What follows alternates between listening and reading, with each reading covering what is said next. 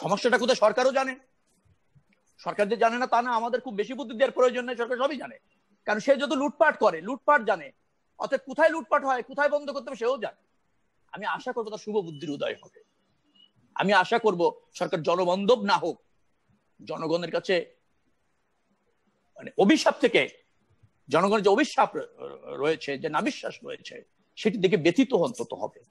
অধিকার জনগণের বাংলাদেশের আওয়ামী লীগের কাছ থেকে ফিরে পাবে তা মনে হয় না, তবে আওয়ামী লীগকে বাধ্য করা হবে। 16-17 কোটি মানুষকে এইভাবে ডিপ্রাইভ আওয়ামী লীগকে যা করছে সেটা বাংলাদেশের মানুষ করতে দেবে না। এবং বৃহত্তর রাজনৈতিক দল হিসাবে বিএনপিও বসে বসে এগুলি দেখবে না।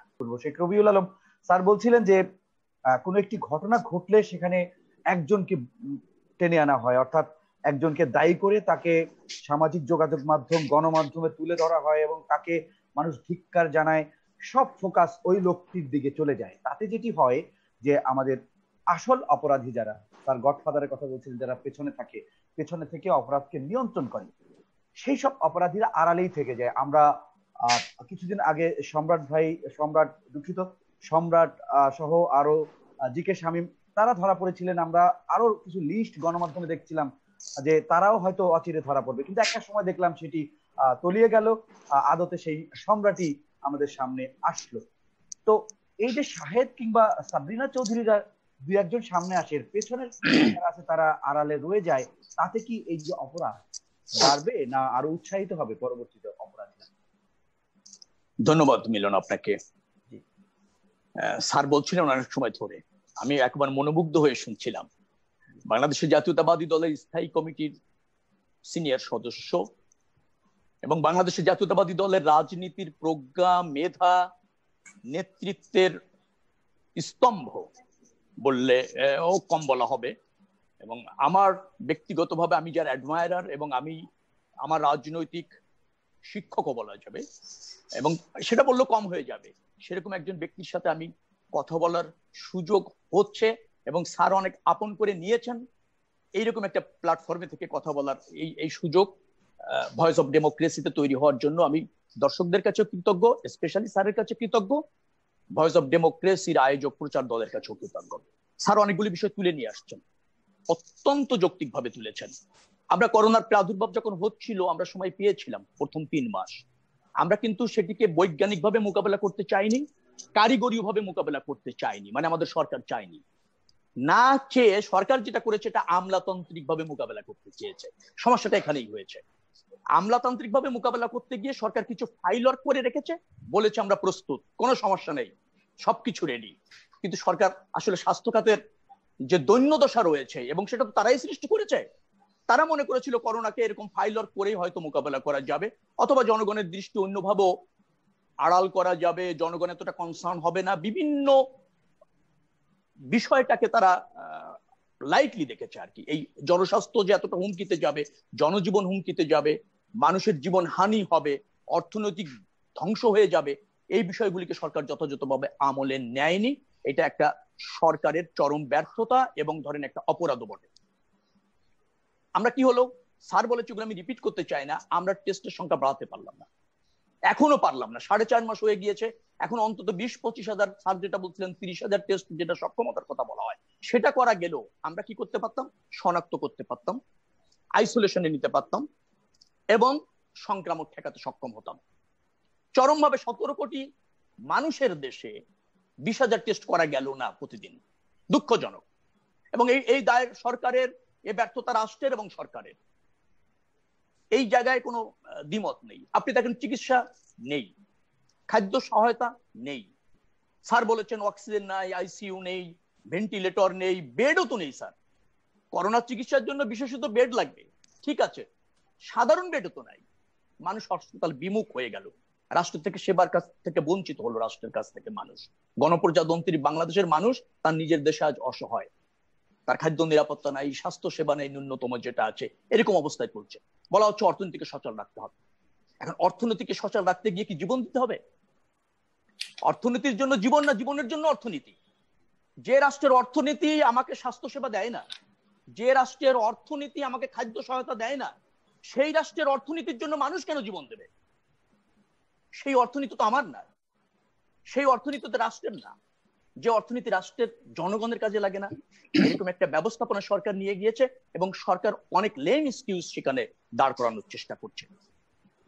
স্যার এখন 2001 থেকে 2006 পর্যন্ত স্বাস্থ্যমন্ত্রী আমরা যখন ক্ষমতায় ছিলাম দায়িত্ব পালন করেছেন। আমাদের তখন মনে হয় এমডিজি চলছিল, মিলেনিয়াম ডেভেলপমেন্ট গোল।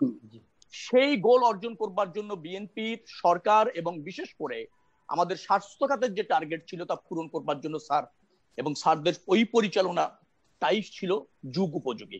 আজকে আমাদের স্বাস্থ্য খাতের যে ইনফ্রাস্ট্রাকচারটা আপনারা দেখছেন সেটা ওই বিএনপির আমলেই করা, 91 থেকে 96 আর 2001 থেকে 2006 এই টাইমটাতেই করা। তার উপর ভিত্তি করে এখনো পর্যন্ত স্বাস্থ্য খাতের যে দৈন্যদশা হলো, যে স্ট্রাকচারটা অন্তত আপনারা দেখছেন, যে কাঠামোটা দেখছেন, সেটা কিন্তু বাংলাদেশের জাতীয়তাবাদী দলের সরকারের অবদান, বাংলাদেশের জাতীয়তাবাদী দলের অবদান। তখন আমরা কি হয়েছিল, আমাদের স্বাস্থ্য খাতের বাজেট কিন্তু এত ছিল না, এখন বাজেট 6-7 গুণ বেড়েছে বরাদ্দ, বাজেটে বরাদ্দ। তখন একজন ব্যক্তির চিকিৎসার জন্য রাষ্ট্র থেকে 37% যোগান দেওয়া হতো আমাদের সরকারের সময়, 2001 থেকে 2002-03 কথা আমি বলছি। এখন স্বাস্থ্য খাতের বরাদ্দ বেড়েছে 5 গুণ 6 গুণ বরাদ্দ বেড়েছে, বাট রাষ্ট্রের থেকে যোগান দেওয়া হচ্ছে মাত্র 23%, আর কমেছে, বাট জনসংখ্যা সেভাবে বাড়েনি। এখন ব্যক্তি খাত থেকে স্বাস্থ্য সেবার জন্য প্রত্যেকটা নাগরিককে যোগান দিতে হয় 67%, এবং স্ট্যান্ডার্ড মানে আন্তর্জাতিক ভাবে হলো 34%, অর্থাৎ বাংলাদেশের জনগণ দ্বিগুণ টাকা দিচ্ছে ন্যূনতম স্বাস্থ্য সেবা পাওয়ার জন্য, তারপর সে স্বাস্থ্য সেবা পাচ্ছে না এবং তার স্বাস্থ্য নিরাপত্তা এখন ঝুঁকিতে। অর্থাৎ এই যে টাকা 8 গুণ 10 গুণ বাজেট বাড়লো, বাট স্বাস্থ্য খাতে সেবার মান কমলো এবং জনগণকে সেবা দেওয়া, যেখানে আমাদের সময় 37% যোগান দিত সরকার, সেখানে এখন 23% যোগান দিচ্ছে। এই যে লুটপাট, এই যে দুর্নীতি, এই যে অনিয়ম, তারা বাজেট বাড়িয়ে তার 80%টাকে এইভাবে অপচয় করেছে, যার ফলে আজকে স্বাস্থ্য খাত ভেঙে পড়েছে, যার ফলে বাংলাদেশের স্বাস্থ্য খাতের একটা দৈন্য দশা, দেশের নাগরিক ন্যূনতম সেবা পায় না। আপনি করোনার কথা বলছেন কেন? কোন হাসপাতালে এখন কোন রোগের কোনো ট্রিটমেন্ট নেই, জরুরি বিভাগ ভেঙে পড়েছে, অ্যাটেনশন দেয় না, এরকম একটা জায়গায় চলে গিয়েছে। আপনার সামান্য অন্য একটা বিষয় 1 ঘন্টার জন্য যদি আপনি হাসপাতালে ভর্তি করেন, আপনাকে করোনা টেস্ট করাতে হয় এবং তার প্রাইস 2 গুণ 3 গুণ 4 গুণ বেসরকারি হাসপাতালগুলি নিচ্ছে। আপনার বেডের যেটা আমাদের একসময় ক্যাবিন ছিল 10,000 টাকা ভাড়া, এখন 20,000 30,000 যার যার মতো করে নিচ্ছে, এবং সেই সমস্ত ব্যবসার সাথে আবার এই সরকার দলীয় লোক জড়িত। আমাদের স্বাস্থ্য খাতে যে ক্রয় রয়েছে, যে সরবরাহ রয়েছে, সেখানে কোনো স্বচ্ছতা নাই, জবাবদিহিতা নাই। সেখানে হচ্ছে সরকার দলীয় বড় নেতা, স্বাস্থ্য খাতের সরকার অনুগত কর্মচারী কর্মকর্তা, আর হচ্ছে ঠিকাদার বা সরকারি প্রতিষ্ঠান, এই 3 অংশ শুধুমাত্র বিল করছে আর অর্থ যার যার মতো করে ডিস্ট্রিবিউশন করে নিচ্ছে। সেটি তো 1,600 কোটি মানুষের স্বাস্থ্য ব্যবস্থা হওয়ার কথা ছিল না। গত 12 বছর সরকার প্রায় 2 লাখ কোটি টাকা এখানে বরাদ্দ করেছে। আপনারা জানেন যে ফরিদপুর মেডিকেলে 11 কোটি টাকার বিল 51 কোটি টাকা করা হয়েছে, 37 লাখ টাকায় পর্দা কিনা হয়েছে।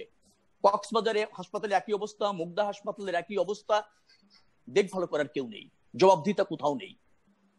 এইরকম একটা জায়গা সরকার স্বাস্থ্য খাতকে নিয়ে গিয়েছে। আপনি একটা সিন্ডিকেট করবেন, 8 থেকে 10 জনই যাচ্ছে ঠিকাদার, তারা বিল করে কর্মকর্তাদের সাথে যোগসাজশ করে সরকারি গুরুত্বপূর্ণ নেতাদের সাথে করে ভাগ করে নিয়ে যাচ্ছে। যে সমস্ত জিনিসের প্রয়োজন নেই সেগুলি হচ্ছে চিকিৎসা সরঞ্জাম হিসেবে ক্রয় করা হচ্ছে। সুরক্ষা সামগ্রী যেগুলি আনা হচ্ছে তার মান নেই। আবার যেটা পারচেস করা হচ্ছে সেটা খুবই নিম্নমানের। এইরকমের একটা পারচেস আমাদের সবসময়ের জন্য চলছে, কোনো দায় দায়িত্ব নেই, মৌখিক আদেশ দেওয়া হচ্ছে। আপনি পারচেস করতে হলে আপনাকে টেন্ডার প্রসেসটা জিপি প্রক্রিয়া হওয়া উচিত, সেটা নাই। তারপর হচ্ছে যে আপনি কার্য আদেশ দেবেন, সেখানে পিপি আরো মানা উচিত আর কি, ইন্টারন্যাশনাল যে টেন্ডার প্রসেস আছে তার মধ্যে আপনি নেই। আপনি পারচেস করছেন, সেখানে কোনো দায়িত্বশীল কমিটি নেই, যে ধরেন কোনো বিশেষ বা বিভিন্ন বিষয়ে বিশেষজ্ঞ লোক, তারা নেই।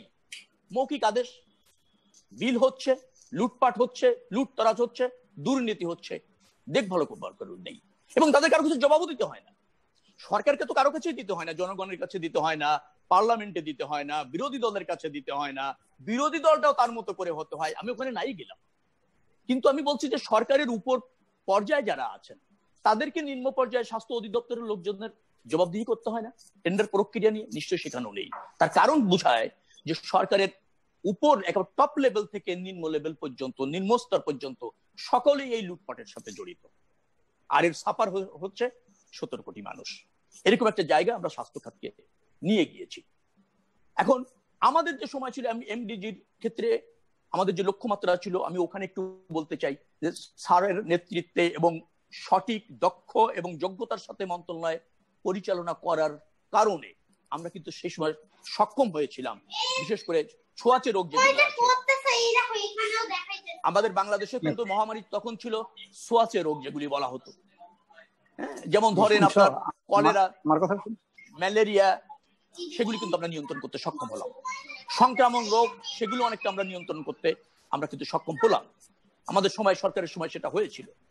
তারপরে ধরেন এই যে আমাদের যে সরকারের ওই সময়টায় আমরা কি করেছি, আমরা কিন্তু মাতৃ মৃত্যু হার কমাতে সক্ষম হয়েছি, শিশু মৃত্যু হার কমাতে সক্ষম হয়েছি, আমরা টিকাদান কর্মসূচিকে ব্যাপ্তি দিয়েছি, আমরা স্বাস্থ্য মন্ত্রণালয়ের অন্য যে জায়গাগুলি রয়েছে সেই সমস্ত জায়গায় একটা জবাবদিহিতা ছিল। সেই সময় তো এরকম লুটপাট হয়নি। সেই সময় কোনো প্রতিষ্ঠিত না এরকম কাউকে স্বাস্থ্য খাতের হসপিটাল করার তো দায়িত্ব দেওয়া হয়নি। নাম সর্বস্ব হসপিটাল, যেখানে কোনো সেবার নেই, যেখানে কোনো ডায়াগনস্টিক নেই, যেখানে কোনো এক্সপার্ট নেই, যেখানে কোনো ডাক্তার বসে না, সেরকমের প্রতিষ্ঠান তো ডক্টর খন্দকার মুশাররফ স্যার যখন স্বাস্থ্য মন্ত্রণালয় ছিলেন বাংলাদেশে একটু খুঁজে পাওয়া যায়নি। তার কারণ হচ্ছে স্যার এবং তার স্যারের দলের এবং আমার দলের, বাংলাদেশের জাতীয়তাবাদী দলের দায়বদ্ধতা ছিল জনগণের কাছে। সেটা জনবান্ধব সরকার ছিল এবং সেই সরকার মনে করতো যে জনগণের অর্থ সঠিকভাবে ব্যয় করার দায়িত্ব হচ্ছে সরকারের, জনগণের অর্থ হচ্ছে সরকারের কাছে জনগণের আমানত। সেই উপলব্ধি বিএনপি সরকারের ছিল, এই সরকারের তা নেই। নেই বিধায় আজকে এই নিজের দেশে 17 কোটি মানুষ স্বাস্থ্যসেবা থেকে বঞ্চিত, সুশাসন থেকে বঞ্চিত, গণতান্ত্রিক অধিকার থেকে বঞ্চিত এবং নাগরিক অধিকার থেকে বঞ্চিত, সাংবিধানিক অধিকার থেকে বঞ্চিত। এমন একটা পর্যায়ে তো রাষ্ট্র ব্যবস্থাপনাটা আমাদের চলে গিয়েছে। সেখান থেকে পরিত্রাণ তো দূর হচ্ছে। একজন শাহেদের কথা আপনারা বারবার বলছিলেন যে শাহেদকে প্রডিউস করে আছে। শাহেদকে যারা বানিয়েছে, তার বিত্ত বৈভব, শাহেদকে ব্যবহার করে যারা অর্থ এবং ধরেন বিত্ত লুটপাট করেছে, তারা আবার শাহেদের উপর ছুরি চালিয়ে শাহেদকে বলির পাঠা বানিয়ে দিয়েছে। তারা সব নিরাপদ হয়ে যাচ্ছে। শাহেদকে কারা বানিয়েছে ফাইন্ড আউট করার কোনো প্রয়োজন নাই তো। শাহেদ আওয়ামী লীগের আন্তর্জাতিক বিষয়ক উপকমিটির সম্পাদক এবং এই কমিটিটি অনুমোদন দেন। গত 12 বছর ধরে শাহেদ যে পরিচয় দিয়েছে আওয়ামী লীগ সভানেত্রী এবং আওয়ামী লীগের সাধারণ সম্পাদক, তো তারা কিভাবে দাঁড়াবেন? শাহেদ কাদের সাথে যোগাযোগ রাখতো সে ছবি তো আছে, কোথায় যেত সে ছবি আছে, তার সহযোগী কারা ছিল এটা প্রমাণিত। আওয়ামী লীগের দায়িত্বশীল কোন নেতাই বাদ যাবে না এই শাহেদ সৃষ্টির আপনার ইসের থেকে, দায়ের থেকে। অতএব এটার জন্য কোনো তদন্তের প্রয়োজন নাই, তাদেরকে গ্রেফতার করা হোক। সেই জায়গায় সরকার নেই। তার মানে হচ্ছে এই ব্যর্থতা আড়াল করার জন্য একজন শাহেদ সৃষ্টি করতে হবে, একজন সাবরিনা সৃষ্টি করতে হবে। সেটারই অংশ এটা। অর্থাৎ জনগণকে দৃষ্টি ভিন্ন খাতে নেওয়ার জন্য সরকারের এই ব্যর্থতা আড়াল করবার একটা অপচেষ্টা মাত্র। আমরা স্বাস্থ্য খাতের যে অনিয়মগুলি কথা বলছিলাম, দেখেন এটা ভেঙে পড়েছে, একেবারে ভেঙে পড়েছে, কোনো ই নেই। তার কারণ হচ্ছে যে আমাদের অনেকগুলি দেখেন অনেক অনিয়ম। আমাদের অবকাঠামো আছে, 150 সদর হসপিটাল, লোকবল কিন্তু 50 জনের সেবা দেওয়ার মতো নাই, টেকনিশিয়ান নাই, ইকুইপমেন্টস নাই, কোন ডাক্তার, বিশেষজ্ঞ ডাক্তার বাদ দেন, নর্মাল এমবিবিএস ডাক্তারও আমাদের লেভেলে আপনার স্বাস্থ্য কেন্দ্রগুলিতে নেই। স্বাস্থ্য সেবার জন্য সবচেয়ে বড় প্রয়োজন হচ্ছে আমাদের যে প্রাথমিক স্বাস্থ্য কেন্দ্র যেগুলি আছে, সেখানে একজন মানুষ গিয়ে একটা ট্রিটমেন্ট পেতে চায়, তারপর সে রেফার করা হলে রেফারেল হসপিটাল আছে ঢাকা বিশ্ববিদ্যালয়, পিজি সহ অন্য জায়গায়। আজকে মানুষ প্রাথমিক স্বাস্থ্য কেন্দ্রে সেবা পায় না বিধায় ঢাকা মেডিকেল, পিজির মতো জায়গায় টিকিট কেটে লাইন দিয়ে দাঁড়িয়ে আছে। রেফারেল হাসপাতাল তো সেটা কাজ নয়। আমরা এই কাঠামোটা তো তার করতে পারলাম না। আগে যা ছিল গত 12 বছর সরকার ধ্বংস করে দিল। করোনা আসার পর মনে হচ্ছে যে স্বাস্থ্য খাতের এই অবস্থা, এটা নিয়ে বিএনপি বারবার বলেছে, সরকারের অনিয়ম বলেছে, বিভিন্ন দপ্তরের অনিয়ম বলেছে, সরকার কর্ণপাত করে না। করে না এই কারণে যে সরকারের ভীতি হচ্ছে জনগণ আর বাংলাদেশ জাতীয়তাবাদী দল। কারণ বাংলাদেশ জাতীয়তাবাদী দল জনগণের পক্ষে কথা বলে। বাংলাদেশের জাতীয়তাবাদী দলের নেতৃত্ব হচ্ছে যোগ্য নেতৃত্ব, ডক্টর খন্দকার মোশাররফ হোসেন স্যারদের মতো নেতৃত্ব। আর এর প্রধান নেতা হচ্ছে দেশনেত্রী বেগম খালেদা জিয়া, যার দেশপ্রেম, যার দেশ পরিচালনা যার জনগণের কাছে কমিটমেন্ট হচ্ছে জনবান্ধব কমিটমেন্ট, দায়বদ্ধতার কমিটমেন্ট। সরকারের দায়বদ্ধতা নাই, জনবান্ধবতা নাই, সেই সরকার তো একটা দানবীয় সরকার। এই সরকার তো ধরেন একটা ঔদ্ধত্যপূর্ণ সরকার। এদের কাজই হচ্ছে লুটপাট করা এবং জনগণকে সাফার করানো। তার কাছ থেকে স্বাস্থ্য খাতের কোনো উন্নতি হবে এটা প্রত্যাশা করার কোনো সুযোগ আছে বলে আমি অন্তত মনে করছি না। এবং এখন আমাদের যে প্রয়োজনগুলি রয়েছে, যে আমরা এখনো মনে করি অর্থটা যেহেতু জনগণের, আমরা রাজনীতি করি যেহেতু জনগণের জন্য, অতএব এখান থেকে আমাদের দায়বদ্ধতার জায়গা থেকে আমরা সরকারকে আবারও বলতে চাই যে বরাদ্দ ধরেন এবার 29,000 কোটি টাকা বরাদ্দ করেছেন, গতবার করেছিলেন 25,000, 25,500 কোটি টাকা, 3,500 কোটি টাকা বাড়িয়েছেন। আমরা বলেছি 25,500 কোটি টাকা ছিল গতবার, এবার হচ্ছে 29,200 কত কোটি টাকা হবে, 3,500 কোটি টাকা বেড়েছে। যা বেড়েছে সেটা অপর্যাপ্ত। আর এই অর্থ স্বাস্থ্য খাতের কোনো কাজেই লাগবে না যদি একটা প্রাতিষ্ঠানিক সংস্কার করা না যায় অর্থ বরাদ্দের ক্ষেত্রে। অর্থাৎ সরবরাহ এবং ক্রয় নীতির যদি পরিবর্তন করা না হয়, প্রক্রিয়ার যদি পরিবর্তন করা না হয়, তাহলে এই অর্থ আগে যেভাবে লুটপাট হয়েছে স্বাস্থ্য খাতের কোনো কাজে লাগেনি, একই অবস্থা এবারও বিরাজ করবে। সরকার সেখানে কিন্তু মনোযোগী দেয়নি। 10,000 কোটি টাকা বাজেটে একটা থোক বরাদ্দ দিয়েছে। থোক বরাদ্দ হচ্ছে অর্থ আত্মসাতের সবচেয়ে সহায়ক বরাদ্দ। সরকার কিন্তু কেলেবারির সাথে সেটা করেছে। 10,000 কোটি টাকা কোন খাতে প্রয়োজন, কি পারচেস হবে, কি সরবরাহ হবে, সেখানে সরকার কিন্তু কোনো কিছু বলেনি। অর্থাৎ সরকার জনগণের কাছ থেকে অর্থ নিচ্ছে, বিভিন্ন প্রতিষ্ঠানের নামে বরাদ্দ দিচ্ছে, বিভিন্ন বিভাগের নামে বরাদ্দ দিচ্ছে এবং সেটা লুটপাট করছে। অর্থাৎ দেশ সেবা, জনসেবা এবং সরকারি যে সেবা, রাষ্ট্রের যে সেবা, সেটা নিশ্চিত করার ক্ষেত্রে সরকারের কোনো দায়বদ্ধতাও নেই, কোনো জবাবদিহিতাও নেই। অর্থ বরাদ্দ হচ্ছে, অর্থ লুটপাট হচ্ছে। স্বাস্থ্য খাত, আমাদের স্বাস্থ্য খাতের 2 লাখ কোটি টাকা যদি বরাদ্দ হয়ে থাকে এরকম হওয়ার কথা ছিল। আমাদের 500 ভেন্টিলেটর থাকার কথা ছিল। বরিশাল মেডিকেলে দেখলাম 28টি রয়েছে, আইসিইউ রয়েছে, একজন নার্স নাই, একজন ডাক্তার নাই। তাহলে আইসিইউ কেন দরকার? দরকার তো ছিল না। যে আইসিইউ কাজ করে না সে আইসিইউ কেন থাকবে? আমাদেরকে তাই ছিল, হওয়ার কথা ছিল। দুর্ভাগ্যজনক যে এই সরকার আমাদের সেই জায়গায় নিয়ে গিয়েছে। আজকে বাংলাদেশের মানুষকে প্রত্যেক বছর স্বাস্থ্য খাতে সাফিসিয়েন্ট বরাদ্দ দেওয়ার পরও তার ন্যূনতম চিকিৎসা নিয়ে কথা বলতে হচ্ছে। অত্যন্ত লজ্জাজনক, অত্যন্ত দুঃখজনক। কিন্তু এই লজ্জা, দুঃখ, মানুষের কান্না তো সরকারকে মানে স্পর্শ করে না। সরকার ব্যথিত হয় না, লজ্জিত হয় না। এবং তারপর আবার এই সমস্ত এই ধরনের একটা দানবীয় চরিত্রের সরকার সফলতা দাবি করে। সে করোনা ব্যবস্থাপনা থেকে নিজেকে গুটিয়ে নিয়েছে। বাংলাদেশের মানুষ নিজের মতো করে বাঁচার চেষ্টা করছে। এটা আদিম যুগে মানুষ করত, সরকার না থাকলেও মানুষ করে। সেই কাজটি মানুষের করছে। আজকে ওই স্যার বলছিলেন যে টেস্ট হ্রাস পেয়ে গিয়েছে, কারণ সরকারের ওই দিকে কোনো মনোযোগ নেই। সরকার উল্টো করেছে নিজেকে রাষ্ট্র ব্যবস্থাপনার থেকে, করোনা ব্যবস্থাপনার থেকে। কিন্তু আমার দেশে তো সেটি হওয়ার কথা ছিল না।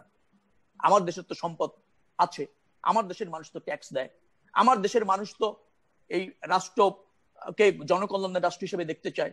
আমার দেশের মানুষ তো 71-এ অস্ত্র ধরেছে একটা সুষ্ঠু ব্যবস্থাপনার বাংলাদেশ দেখবার জন্য। সেই জায়গায় আজকে সরকার আমাদেরকে নিয়ে গিয়েছে।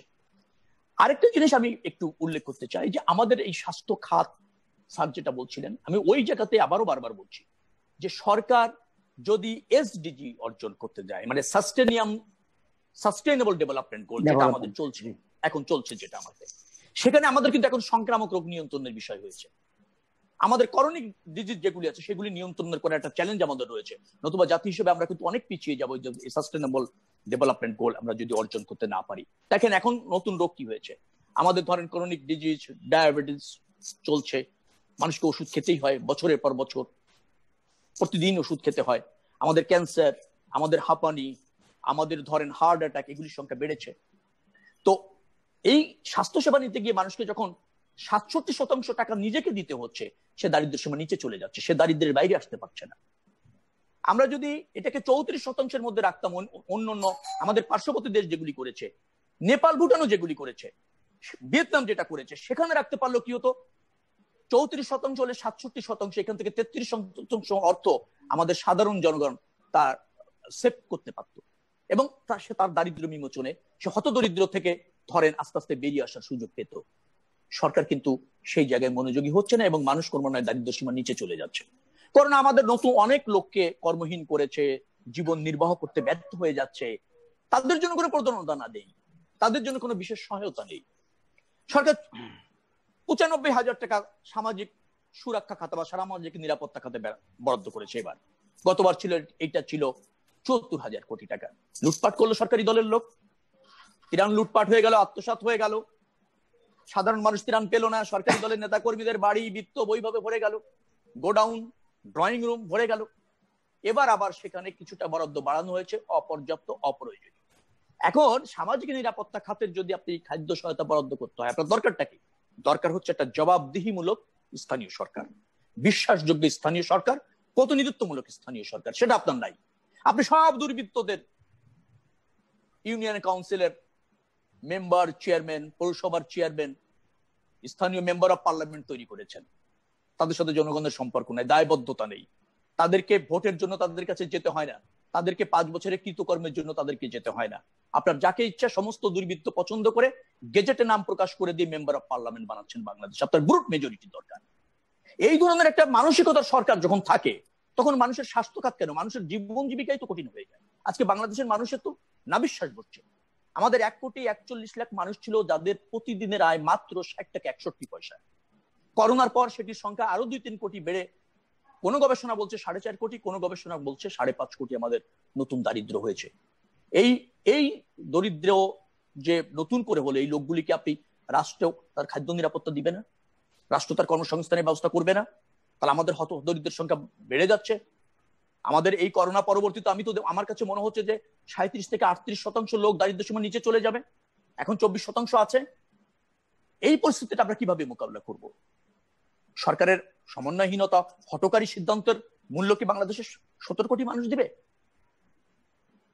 সেই জায়গায় আমি আবারও বলছি, সরকারকে আমি বলতে চাই, যদি সরকার কেউ শোনে, যে হ্যাঁ আপনি আমাদের নাগরিক অধিকার থেকে বঞ্চিত করেছেন, রাজনৈতিক অধিকার থেকে বঞ্চিত করেছেন, সাংবিধানিক অধিকার থেকে বঞ্চিত করেছেন, ঠিক আছে, তবুও জনগণের রাষ্ট্রের যে বেঁচে থাকার অধিকার রয়েছে, খাদ্য সহায়তার যে অধিকার রয়েছে, ন্যূনতম স্বাস্থ্য সেবার যে অধিকার রয়েছে, প্লিজ তার থেকে এদেশের জনগণকে বঞ্চিত করেন না। আপনার ক্ষমতা মোহ আপনাকে অন্ধ করেছে, এই সরকারকে বলবো, আপনারা ক্ষমতা লোভী হয়ে গিয়েছেন, মানুষের কান্না আপনাদের স্পর্শ করে না। তারপরও আমি বলতে চাই যে মানুষের রাষ্ট্রে ন্যূনতম যে অধিকার রয়েছে তার থেকে তাদের ডিপ্রাইভ করেন না। আপনি কিছু ব্যক্তি শ্রেণীর লোক, কিছু সিন্ডিকেটের লোক, কিছু সরকারি দলের লোকের লালসার কাছে পুরা জাতির কে আপনি ডিপ্রাইভ করেন না, জাতিকে আত্মহত্যা দিতে বাধ্য করেন না। আমি আশা করব স্বাস্থ্য খাতের দৈন্য দশা যেটা তৈরি হয়েছে সেটা থেকে সরকার বেরিয়ে আসার জন্য আমাদের কিছু পরামর্শ আছে। স্যার এখন বলবেন, এরপরে ২-৪টি পরামর্শ। আমি ছোট পরিসরের একজন নেতৃত্ব, স্যারের সাথে স্যার যেগুলি বলেছেন এরপর আর কথা বলার কোনো সুযোগও থাকে না। তারপর আমি আমার মতো করে একটু বলার চেষ্টা করলাম, এরপর স্যারের কাছ থেকে শুনবো। সময় থাকলে আমি হয়তো পরবর্তীতে আরো একটি কথা বলার অভিপ্রায় রাখছি, সুযোগ হলে ধন্য হব। শেখ রবিউল আলম, স্যারের শেষ কথায় যে প্রত্যাশা, যে স্বপ্ন, যে পরিবর্তন, সেই ইতিবাচক দিক, সেটি আসলে আমরাও প্রত্যাশা করি। পাশাপাশি আরেকটি বিষয় আপনার কাছে জানতে চাইবো, যে আপনাদের প্রশ্ন ছিল দেশে গণতন্ত্র এবং সুশাসন নিয়ে, দীর্ঘদিন ধরে আপনারা আন্দোলন করছেন, লড়াই করছেন, এর মধ্যে করোনা সরকারের জন্য একটি চ্যালেঞ্জ ছিল। সেই করোনাকে কেন্দ্র করে আবার সুশাসন এবং অর্থনৈতিক ব্যবস্থা, দুর্নীতি, এইসব বিষয় নতুন করে প্রশ্ন উঠেছে। আপনি কি বলবেন? না, সরকারের অব্যবস্থাপনা নিয়ে অভিযোগ দেশের মানুষেরও ছিল। দেশের মানুষ জানে করোনা সেটাকে আরো উন্মুক্ত করেছে, এইটা উন্মুক্ত করেছে। আমরা তো সবসময়ের জন্যই বলছি যে এটা কেমন সরকার, কি সরকার, এটাকে কোনো সরকারের সঙ্গে ফেলা যাবে। স্যার বলছিলেন যে সারা পৃথিবীতে করোনা ভাইরাস আক্রান্ত হয়েছে। আমাদের দুর্ভাগ্য হচ্ছে আমরা 2টি ভাইরাস আক্রান্ত হয়েছি, একটা করোনা ভাইরাস আর একটা আওয়ামী ভাইরাস। আমাদের সমস্যা তো আরো আরো আরো নাজুক, আরো দুরবস্থা। আমাদের যে সংস্কারের কথাটা বলছি আমি, দেখেন, স্বাস্থ্য ব্যবস্থাপনার চাহিদা অনুসারে আমাদের একটা পরিকল্পনা করতে হবে। যদি আমি স্বাস্থ্য খাত নিয়ে, যেহেতু আপনারা শিরোনাম করেছেন, আমি ওই জায়গায় থাকতে চাচ্ছি। এবং এই যে চাহিদা অনুসারে আপনি পরিকল্পনা করবেন, সেটা হবে একটা পরিকল্পিত সমন্বিত সংস্কার, সেটি ছাড়া হবে না। সেটির জন্য কিন্তু দেখেন দুদক এর আগে, এই করোনারই আগে, স্বাস্থ্য মন্ত্রণালয়ের ব্যাপক দুর্নীতি এবং অনিয়ম নিয়ে সোচ্চার হয়েছিল। তারা 11টা খাতকে চিহ্নিত করলো এবং 25টা সুপারিশ করলো, এবং এটা দিয়েছে এই স্বাস্থ্যমন্ত্রীর নিজের হাতে। দুদক কোনো কার্যকর পদক্ষেপ স্বাস্থ্য মন্ত্রণালয় গ্রহণ করেনি। অর্থাৎ আমরা বললে করে না, জনগণ সাফার হলে করে না, দুদুক দিলে করে না, তাহলে করাবেনটা কি করে আপনি? আর এই পদ্ধতির সরকার করে না, এটাই স্বাভাবিক। কিন্তু তারপরও তো জনগণের আশ্রয়স্থল হয়, সরকারের দিকে তাকিয়ে থাকে নিরুপায় জনগণ। এখন আমরা কিন্তু সেটা করতে পারছি না। আরেকটা হচ্ছে যে দেখেন, আমাদের এই যে দাবিগুলি রয়েছে, আমরা বারবার বলছি যে আমাদের কিছু সংস্কার করা দরকার স্বাস্থ্য খাতে।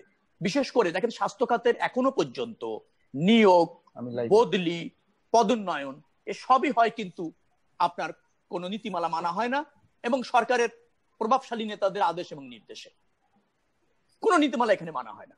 আমাদের পার্সেস রয়েছে, আমি আবারও রিপিট করতে চাই, সেই পার্সেস যে কমিটি, সেখানেও কিন্তু আপনার কোনো বিশেষজ্ঞ লোকজনকে রাখা হয় না। হ্যাঁ, ইজিপি যে পদ্ধতির কথা বলছিলাম, মানা হয় না। পিপিআর টেন্ডারের জন্য যেটা একেবারে অবধারিত, একেবারে ম্যান্ডেটরি, সেটা মানা হয় না। মৌখিক আদেশ, এগুলি বন্ধ করতে হবে। দ্বিতীয়ত হচ্ছে যে আমরা অনেক নিম্নমানের ওষুধ এবং অনেক নিম্নমানের কোম্পানি, নাম সর্বস্ব কোম্পানির কাছ থেকে আমাদের ওষুধগুলি পার্সেস হয়। যে সমস্ত ওষুধ জনগণকে ফিরিয়ে দেওয়ার কথা, সেগুলি জনগণের স্বাস্থ্যসেবায় কোনো ভূমিকা রাখছে না, প্রতারিত হচ্ছে জনগণ। এটা বন্ধ হতে হবে। অবকাঠামো নির্মাণ করার আগে ওখানে পর্যাপ্ত লোকবল, পর্যাপ্ত মেশিনারিজ, এবং সেই মেশিনারিজ গুলি যাতে অপারেট করতে পারে, এবং ওইখানে প্রাথমিক স্বাস্থ্য কেন্দ্রে একটা স্বাস্থ্যসেবা যাতে পায় সেই মানের ডাক্তার, এটা নিশ্চিত করতে হবে। এছাড়া এটা হবে না, করা যাবে না। তারপরে আরেকটা বিষয় রয়েছে যে আমাদের যে সমস্ত প্রাথমিক স্বাস্থ্য কেন্দ্র, অথবা আমি বলছি যে রিফারেল যে সমস্ত হসপিটাল আছে, সেখানে একটা সিটিজেন চার্টার থাকা দরকার। কি কি সেবা এখানে আছে, কি কি মেশিনারিজ আছে, কি কি ডায়াগনস্টিক এখানে করা হয়, কি কি ওষুধ ফিরিয়ে দেওয়া হয়, এটা কিন্তু একটা জনসমক্ষে প্রকাশ্যে একটা চার্ট থাকা দরকার। তাহলে মানুষ জানতে পারবে যে এখানে কি স্বাস্থ্যসেবা আমার জন্য রাষ্ট্র ব্যবস্থা রেখেছে।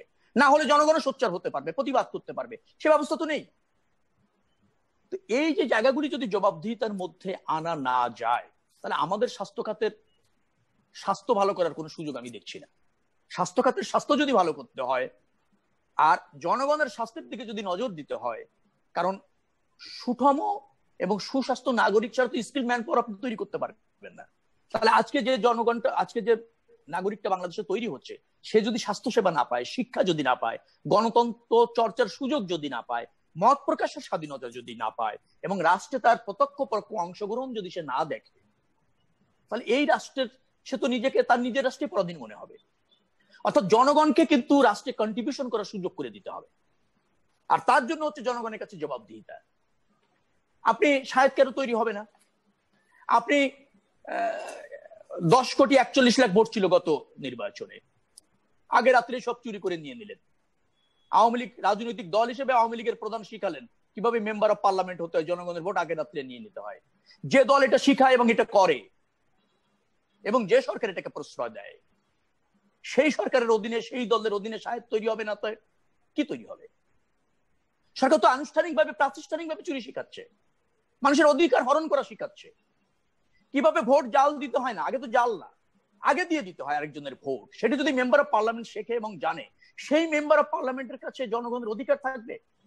সে জনগণের অর্থ আত্মসাৎ করবে না, সে জনগণ থেকে তার অধিকার, মানে জনগণকে তার অধিকার থেকে বঞ্চিত করবে, এটাই স্বাভাবিক। তারই নিদর্শন এইগুলি। শায়দ কোনো বিচ্ছিন্ন ঘটনা নয়, সাবরিনা কোনো বিচ্ছিন্ন ঘটনা নয়।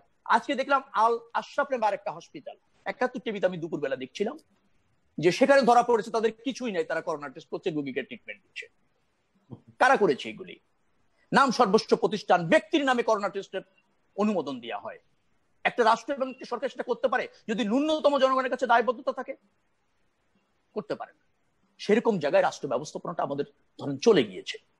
এখন দায়িত্ব রয়েছে, আমি সরকারের কাছে আবার আহ্বান জানাবো যে আমাদের স্বাস্থ্য খাতের যে এই যে কাঠামোটা রয়েছে, সেবা কাঠামো, আগে একসময় আমরা বলতাম সবার জন্য স্বাস্থ্য, সেটা চলবে না। সবার জন্য মানসম্মত স্বাস্থ্য, সেখানে আমাদের যেতে হবে। আমি আবারও বলছি, আমাদের সাস্টেইনেবল ডেভেলপমেন্ট গোল সামনে, সেক্ষেত্রে স্বাস্থ্য খাতে কিন্তু আমাদের একটা টার্গেট রয়েছে। আমরা আমাদের যেভাবে ভেঙে পড়তে দেখলাম স্বাস্থ্য খাতকে, সেইটা যদি যুগ উপযোগী করা না যায়, এবং স্বাস্থ্য ব্যবস্থাপনার চাহিদা অনুসারে যদি ঢেলে সাজানো না যায়, এবং স্যারেদের মতো যারা স্বাস্থ্য খাতের এর পরিচালনার অভিজ্ঞতা রয়েছে, তাদের যদি দ্বারস্থ সরকার না হয়, তাদের পরামর্শ যদি গ্রহণ না করা হয়, তাহলে এর থেকে জাতিকে উত্তরণ হওয়া কিন্তু কঠিন থেকে কঠিনতর হয়ে যাচ্ছে।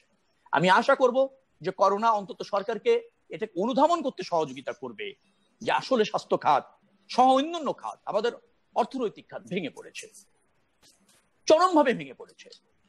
আপনি একটা বিশাল ঘাটতি বাজেট দিয়ে বসে রেখেছেন। আপনি এডিপি, অ্যানুয়াল ডেভেলপমেন্ট প্রোগ্রাম 2,10,000 টাকা কোটি রেখেছেন, 1 টাকাও আপনার হাতে নাই। আপনি 3,30,000 কোটি টাকা রাজস্ব আয় করবেন টার্গেট করেছেন, কোন অবস্থাতে 2,50,000 কোটি টাকা হবে না। আপনার রাষ্ট্র পরিচালনা ব্যয় রয়েছে 3,50,000 কোটি টাকা।